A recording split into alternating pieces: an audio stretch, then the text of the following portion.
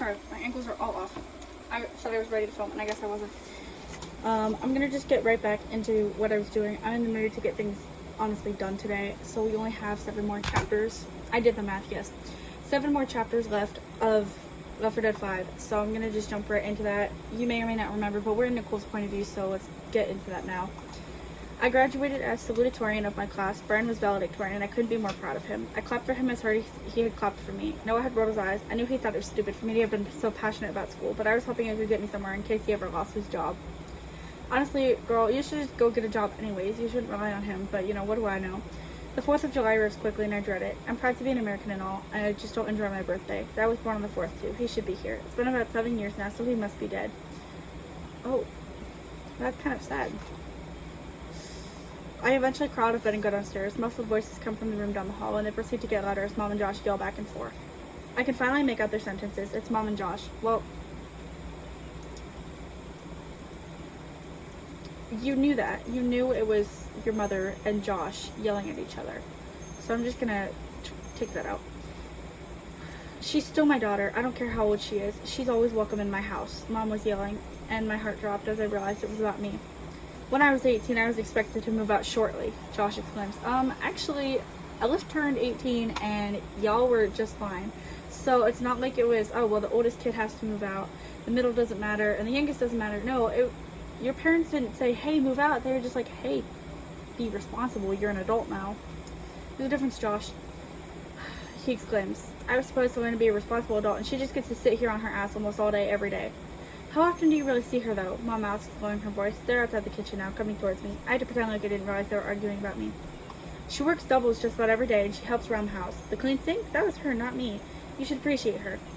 Well, Josh huffs, and I hear footsteps receding, presumably back to their room. Mom walks into the kitchen and smiles at me. She knows I know. Hello, sweetheart. What do you plan on doing with your day off?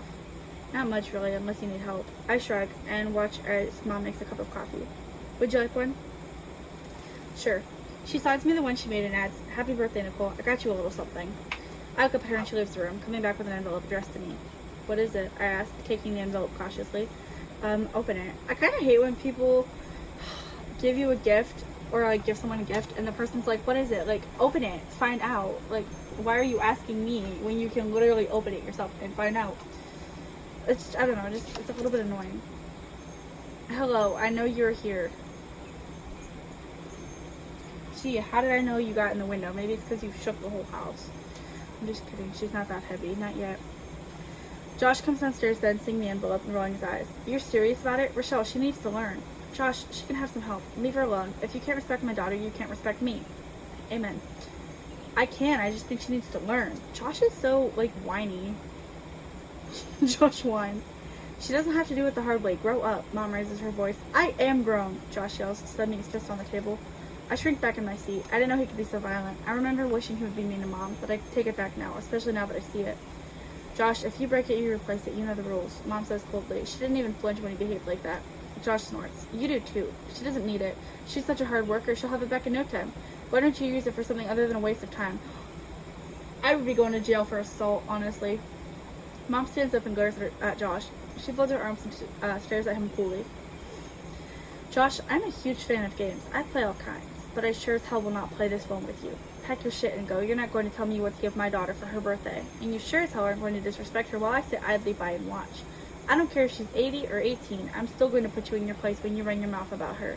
She just turned 18 today, and you already want to throw her out? Well, guess what? My house, my rules. Now get your shit and leave. You're no longer welcome here. But, Josh stammers, now, or I'll call the police. I wish it hadn't been you to fill their dad's hole. Turns out you're an entitled, controlling asshole. I wish I would have listened to Nicole all those years ago when she called me a traitor and said she hated you. Thank God we never got married. Thank God. No. I feel like, I don't know. I feel like Rochelle handled that much more maturely than I would have. Like, I'm also a hothead, so I would have, like, been fighting him from the start. But, yeah. She handled that very maturely. Josh looked like he was about to cry as he stormed off, presumably to pack his stuff. Mom turns to me. Open it. It's yours. Who gives a fuck what Josh thinks? She smiles and sits down again. I smile too until I open the envelope. Inside lay a check for $300,000. I glance up at Mom. For real? Mom nodded. You can use it however you want. I just wanted you to have something to be prepared with. Hi, you duck. We hear things banging down the stairs as Josh throws his bags and suitcases. Eventually, he comes downstairs and he glares at the two of us. Fuck you, Rochelle. He flips off before turning and gathering his things. Wow. So mature. Oh, that hurts so bad. How will she ever recover? Michelle and Raquel stood recording, having caught his temper tantrum on camera. They texted me saying they're going to upload it to YouTube. I found it funny, but Josh wouldn't. Josh doesn't have to know. Hi, baby. Oh, sorry. I didn't mean to, make you fall. He was out of there that night and he never came back. Where did he go? Nobody knows. I was glad for that. I didn't want him to come back ever. I wanted Dad, but it had been so long it couldn't happen. A few days after Josh moved out, I heard Mom scream Dad's name. She's probably... Sorry, there's a fly on my window. It's kind of bothering me. It's just sitting there. She was probably dreaming until I looked out the window to see a car in our driveway. Dad? I went downstairs to see Mom hugging someone. His eyes met mine, the same gray that I had. I ran over to him and hugged him, and he squeezed me tight. You girls are beautiful. He mumbles. I squeezed him tight.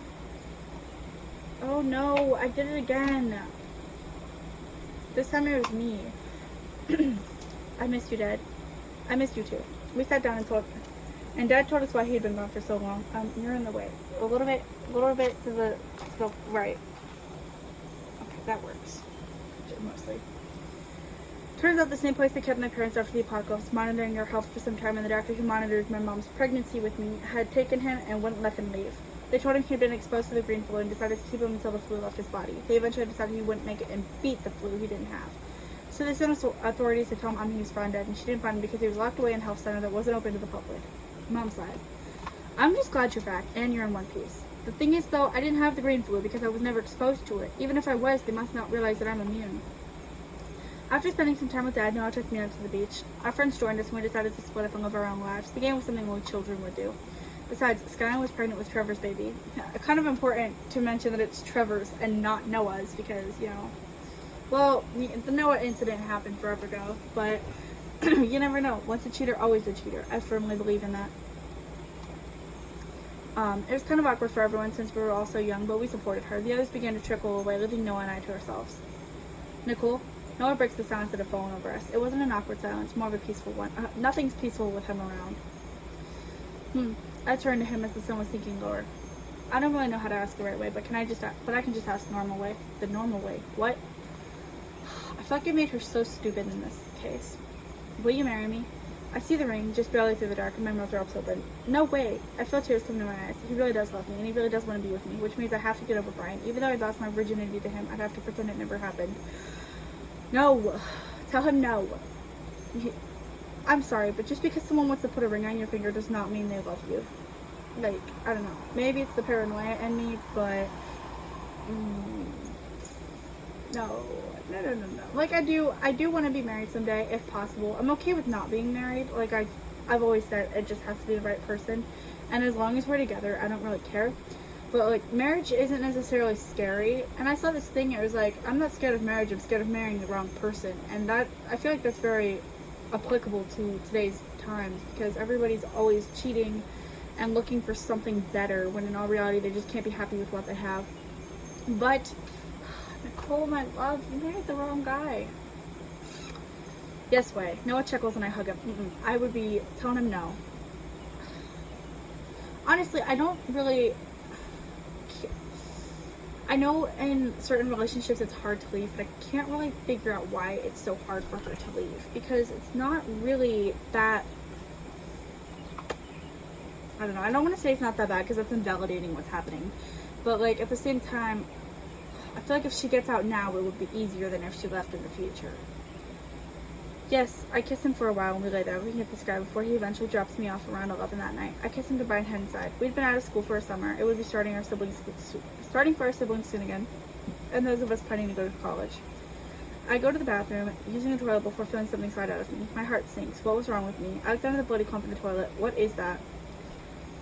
The fly won't go away. Go somewhere else. You're literally... harassing me right now.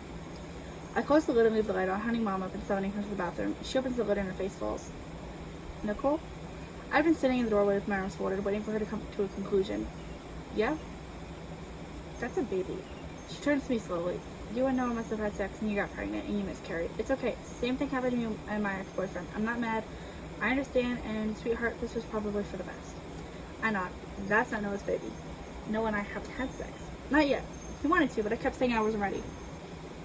Yeah, I managed. Mom flushes it, giving me a hug before leaving the bathroom.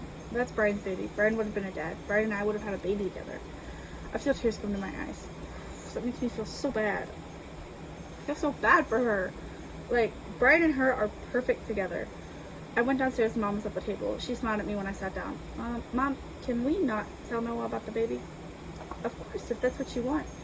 Mom places a hand on mine in a reassuring way and I smile. I was just sitting on my bed when Dad knocked on my door. Hey, sweetheart, someone's at the door for you. It's Brian. Brian? I get up and make my way downstairs. I grab a jacket to cover myself as I step outside. Sorry, I just got back from a date with Noah. I smile at him. Don't worry about it. He smiles too. So, what did you need? Happy birthday. Happy late birthday, I mean. I texted it to you, but it never went through. Weird, I don't have him blocked. No, you don't have him blocked, but other people do. Other people did. Oh, it's okay. Don't worry about it. I know. I also came by to give you this. He holds up an old notebook. You can see some of the pages and how faded they were. What is it? I asked, hoping I masked the complete disdain I have for it. It looks ancient. It's used a bit, but I think you'll like it. Brian answers, offering it to me. I take it and flip it open. I immediately recognize his handwriting, even though it's from so long ago. I flip through more of the pages, skimming some of his other notes. How cute. He's got cute toes. Sorry, she's showing me her toes. I gotta make sure she knows I appreciate them. What a cute baby. They were all beautifully written, and I couldn't wait to read them in my room. I hope I read the first sentence. I've been writing notes to you for a while. I figured you might want them. He says as if he was uncertain about giving me a notebook. Yeah, I'd be uncertain too. So hypothetically speaking, I've been writing notes to a kid since kindergarten. Some of those were cringe. You think he wants to give you that? Like, he's kind of like, oh, she's going to see exactly how stupid I was. Granted, you could just tear the pages out, but then you would know that something's missing. So I nod, feeling tears coming to the surface. I'll read them later. I pull Brian in for a hug, mumbling a thank you into his shoulder. He smelled amazing. He always did. He held me close, giving me a tight and assuring squeeze. I pull away and wipe my eyes, looking down at the book again. Thank you. What's that? Brian asks. I hold up my hand to show my engagement ring. Noah proposed. Isn't it gorgeous? No. After a moment of silence and a deep breath, he nodded. It is. There's something more to that answer. I wanted to be with Brian, but I couldn't leave Noah. I love it. The ring, I mean. He's going to become a construction worker. He'll make a lot of money, you know. I'm quitting my job once he finds somewhere. He said he'd take good care of me and our kids. Kids? Well, yeah, I want kids one day. Which reminded me of the miscarriage. I could bring myself to tell him about his baby. Besides, nothing would come of it. He nods and I feel awful. I know how much he's hurting. Right, yeah, me too. Kids are fun and stuff. Yeah, I should go. I'll see you around. I put him in for another hug, but he pulled away from me abruptly. Brian? He ignored me, walking briskly down the driveway and climbing into his car. Brian, I call again, walking off the porch and approaching his car. He peels out of my driveway, leaving me to stare for his taillights.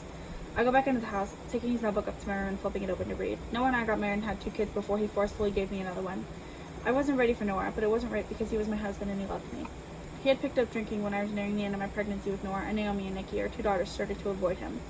When Noah was born, I had hoped things would change, but Noah had become violent over the years. I wondered where Brian was, and I still read his letters from time to time, but I couldn't reach out to him. He probably moved on. I feel so bad for Nicole. Like, I know some women actually go, not through this exact scenario, but like little bits and pieces. Like, it's terrible, and it's not fair to them. They don't deserve it. But, oh,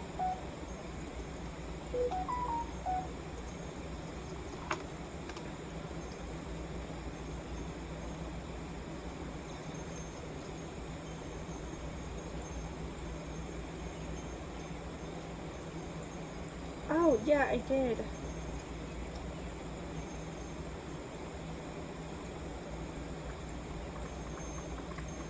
Sorry, my mother texted me.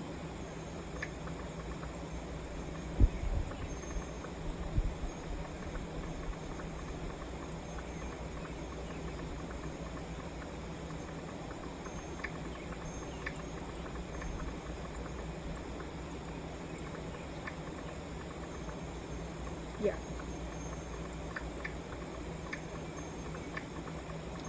Partially. Anyways. I just feel really bad about Nicole's situation, and honestly, if I were one of her friends, I'd be trying to help her get out, especially Ellie. Like, I feel like Ellie has done nothing for her, and she really should. That's it for Nicole's, though. Next is Ellie's. I hope to see you there.